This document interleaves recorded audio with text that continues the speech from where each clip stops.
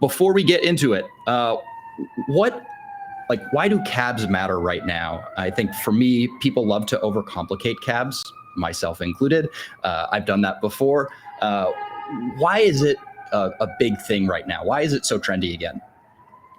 Yeah, frankly, I don't know if it's trendy more than it has been over the last few years. I think, larger enterprise companies have always had cabs as a core, playbook. But I will admit that the underlying elements of what make cabs, such a valuable program are in fact, becoming more prevalent in B2B, strategies. Post sale is really having a moment.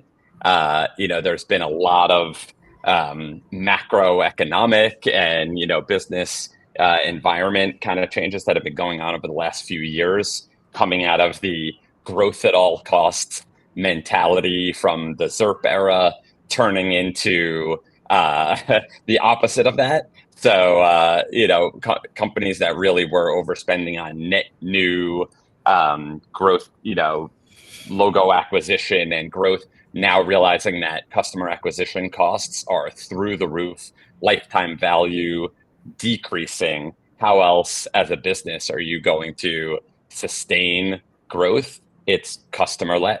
And so companies are kind of going back to basics, really thinking about how their companies thrive in this environment, and really understanding that building with voice of customer at the table, customer-led strategies, the trust and credibility that customers bring for other prospective customers versus the content that's out there and all of the AI generated slop that's out there is just making trust even more important.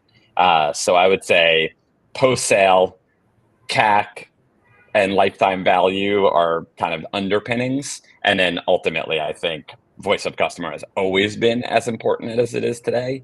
But in an environment where trust is just superseding all other, decision-making variables, we see cabs rising to the top.